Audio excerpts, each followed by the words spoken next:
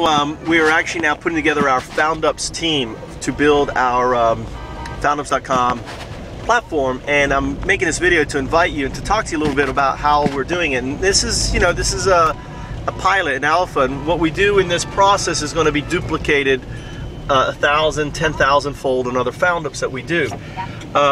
We're using Basecamp as our. What's what? That means percent. And ultimately, how does a Foundup team works is, as a Foundup team, you will earn twice your base salary, whatever your base salary is. If you're making 20 bucks an hour and you're working on our team, we'll pay you 40 bucks an hour in Foundup dollars. Now, Foundup dollars is our invention. It can be used to purchase any equity in any Foundup that's launching into a startup. Prior to institutional investors, prior to everyone else, right now, Foundup Corp, we're the only Foundup that has equity, since we have 7 million shares in Foundup. So if you want to spend your Foundup dollars in purchasing Foundups Corp equity at 10 cents a share, you can do it. I'm not saying you have to, I say you can do it. But as we start launching other Foundups and they turn into actual entities, we get 10% of that company, and then we basically broker that 10% to 6% out to to folks. So every Foundup will launch with 10 million shares. Basically a percent of those shares will be kept out, right?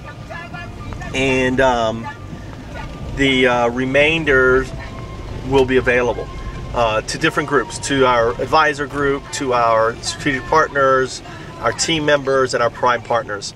And then we leave 90% of the company to institutional investors.